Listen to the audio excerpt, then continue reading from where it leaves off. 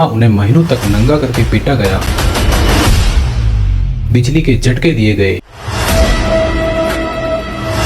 और हफ्तों तक सोने नहीं दिया गया।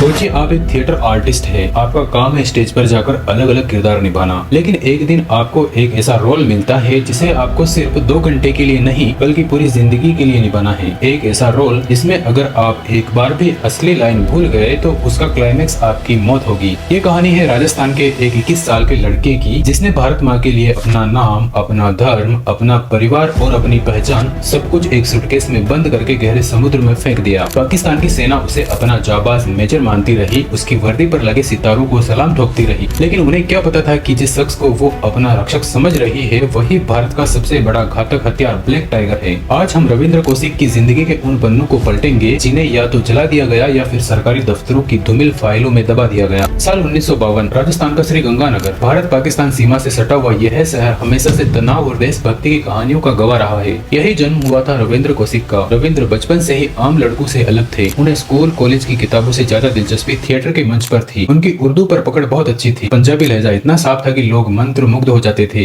1973 में लखनऊ में एक नेशनल लेवल का ड्रामा कंपटीशन चल रहा था। रविंद्र वहां अपनी परफॉर्मेंस दे रहे थे। स्टेज पर उनकी एक्टिंग और चेहरे के हाव भाव देखकर वहां मौजूद रो के कुछ अधिकारियों को लगा कि उन्हें वह मिट्टी मिल गई है जिसे वो किसी भी सांचे में ढाल सकते हैं। रो उन दिनों ऑपरेशन नबी की योजना बना रहा था। उन्हें एक ऐसे जासूस की जरूरत थी जो पाकिस्तान में जाकर वहाँ की व्यवस्था का हिस्सा बन सके। रविंद्र को दिल्ली बुलाया गया। शुरुआती ट्रेनिंग दिल्ली के खुफिया अड्डों पर हुई। रविंद्र को सिखाया गया कि नमाज कैसे अदा की जाती है, सुन्नत के मायने क्या है और कुरान की आयतें किस मौके पर पढ़ी जाती हैं। उन्हें पाकिस्तान के भूगोल, कराची की गलियां और वहाँ के खान पान के बारे में रटवाया गया। सोचिए एक 21-22 साल का हिंदू लड़का रातों रात अपनी कलाई से कलावा उतार देता है और अपनी जुबान पर इंशाअल्लाह और माशाअल्लाह सजा लेता है। ट्रेनिंग के दौरान उन्हें खत लिखने से मना किया गया। घर वालों से बात करना बंद कर दिया गया। 1975 में जब वो घर से निकले तो उन्होंने अपनी माँ से सिर्फ इतना कहा था कि मैं दुबई जा रहा हूँ। वो उनकी और अपने परिवार की आखिरी मुलाकात थी। 1975 में रविंद्र ने सीमा पार की। अब वो रविंद्र नहीं रहे, अब वो अहमद शकीर बन चुके थे। कराची पहुंचते ही उनके सामने सबसे बड़ी चुनौती थी अपनी पहचान बनाना। उन्होंने वहाँ की नागरिकता के दस्तावेज बनाए और कराची यूनिवर्सिटी में LLB की पढ़ाई शुरू की। यहाँ समझने वाली बात यह है कि एक जासूस के लिए कवर स्टोरी बनाना सबसे मुश्किल काम होता है। रविंद्र ने खुद को एक साधारण पाकिस्तानी छात्र के रूप में स्थापित किया, लेकिन उनका मकसद वकालत करना नहीं बल्कि पाकिस्तानी आर्मी के करीब पहुँचना था, क्योंकि पाकिस्तान में सबसे बड़े फैसले वहीं से लिए जाते हैं। अपनी मेहनत और अपनी उर्दू की मिठास के दम पर उन्होंने सेना में भर्ती की परीक्षा दी। किस्मत और उनकी एक्टिंग स्किल ने साथ दिया और वे पाकिस्तान की सेना में एक अधिकारी के रूप में चुन लिए गए। 1977 से 1983 तक का समय रविंद्र कौशिक के करियर का गोल्डन पीरियड रहा। उन्होंने न केवल ट्रेनिंग पूरी की बल्कि कमीशन पाकर सेकंड लेफ्टिनेंट बने और फिर प्रमोट होकर मेजर के पद तक पहुंच गए। जिस वक्त भारत में 1980 के दशक में शुरुआत में खालिस्तानी आंदोलन जोर पकड़ रहा था और पाकिस्तान इसमें घी डालने की कोशिश कर रहा था, ठीक उसी वक्त मेजर नबी अहमद पाकिस्तान के मिलिट्री हेडक्वार्टर से ऐसी जानकारियां भेज रहे थे जिसने भारत को कई कदम आगे रखा। उन्होंने पाकिस्तान की नॉर्दर्न लाइट इन्फेंट्री के मूवमेंट की खबरें भेजी। उन्होंने बॉर्डर पर तैनात पाकिस्तानी टुकड़ियों की लोकेशन बताई। कहा तो ये भी चाहता है कि 1980 के दशक में पाकिस्तान ने राजस्थान सीमा पर जो गुप्त बंकर और एयर स्ट्रिप बनाई थी उनकी सटीक जानकारी रविंद्र ने ही भारत तक पहुँचाई थी। इन जानकारियों की अहमियत इतनी ज्यादा थी कि उस समय की प्रधानमंत्री इंदिरा गांधी ने उन्हें पर्सनली ब्लैक टाइगर का खिताब दिया था। ये वो सम्मान था जो आज तक किसी और जासूस को नहीं मिला। इसी दौरान रविंद्र ने अमानत नाम की एक लड़की से निकाह किया। उनका एक बेटा भी हुआ। यह उनकी जिंदगी का सबसे पेचीदा हिस्सा था। क्या वो अमानत से प्यार करते थे या यह भी उनके कवर का एक हिस्सा था? जानकारों का मानना है कि रविंद्र अपनी पत्नी और बच्चे से बेहद लगाव रखते थे, लेकिन हर पल उनके मन में यह डर रहता था कि जिस दिन सच्चाई सामने आएगी उस दिन उस मासूम परिवार का क्या होगा। कहते हैं कि एक जासूस को दुश्मन नहीं बल्कि अक्सर कोई अपना ही धोखा देता है। 1983 में रो ने एक भारी गलती की। उन्होंने रविंद्र से संपर्क करने के लिए एक नए रंगरूट इन्ना मुल्ला को भेजा। इन्ना मुल्ला उतना मचा हुआ खिलाड़ी नहीं था। उसे सीमा पार करते ही पाकिस्तानी खुफिया एजेंसी ISI ने पकड़ लिया। ISI ने इन्ना मुल्ला को वो टॉर्चर दिया जिसकी कल्पना भी नहीं की जा सकती।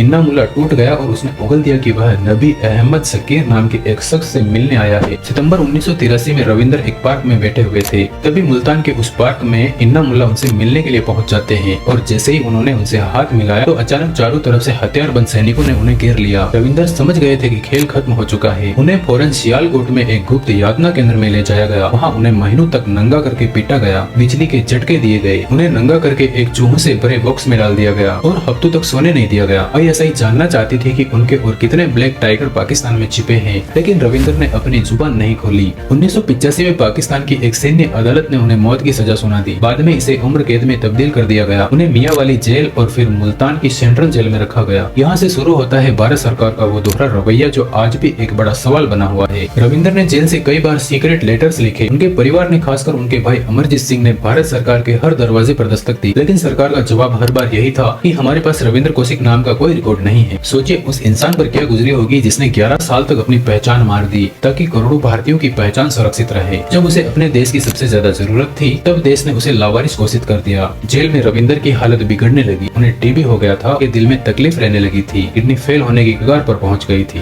जेल के अधिकारी उन्हें सही से इलाज नहीं दे रहे थे। रविंदर कौशिक ने जेल से अपने भाई को जो आखिरी कुछ खत लिखे थे वो आज भी उनकी बहादुरी और लाचारी की गवाही देते हैं। उन्होंने एक खत में लिखा था कि अगर मैं अमेरिका या इजराइल का जासूस होता तो मेरी सरकार मुझे अब तक यहाँ से निकाल चुकी होती। क्या भारत इतना कमजोर है कि वह अपने बेटों को नहीं बचा सकता जो उसके लिए जान देते हैं। 1996 में उनकी हालत बहुत ज्यादा खराब हो गई। 16 साल की जेल काट चुके रविंदर का शरीर अब जवाब दे रहा था। 2001 में 49 साल की उम्र में मुल्तान की जेल में इस महान जासूस ने दम तोड़ दिया। पाकिस्तान ने उनकी लाश तक भारत को नहीं दी थी। उन्हें जेल के पीछे की जमीन में कहीं दफना दिया। एक ऐसा जासूस जिसकी कब्र पर आज भी पाकिस्तान में कोई नाम नहीं है, लेकिन जिसकी वजह से भारत की सीमाएं आज भी सुरक्षित हैं। रविंदर कौशिक की मौत के बाद उनके परिवार का संघर्ष खत्म नहीं हुआ। उनकी मां को पेंशन दिलाने के लिए उनके भाई को सालों तक कानूनी लड़ाई लड़नी पड़ी। 2003 में जाकर सरकार ने उन्हें नाम मात्र की पेंशन देना शुरू किया। इसे बाद में बंद भी कर दिया गया। क्या आप जानते हैं कि रविंदर कौशिक ने जेल में जो डायरी और खत भेजे थे उनमें उन्होंने ऐसे क्या खुलासे किए थे जो आज भी क्लासिफाइड हैं और सोशल मीडिया पर हम उन्हें ब्लैक टाइगर कहकर याद तो करते हैं, लेकिन क्या असल मायने में हमने उन्हें वो दर्जा दिया जो एक शहीद को मिलना चाहिए। दुनिया भर की खुफिया एजेंसी जैसे मोसाद, CIA अपने जासूसों के पकड़े जाने पर उन्हें छुड़ाने के लिए स्पेशल ऑपरेशन करती है या कैदियों की अदला बदली करती है, लेकिन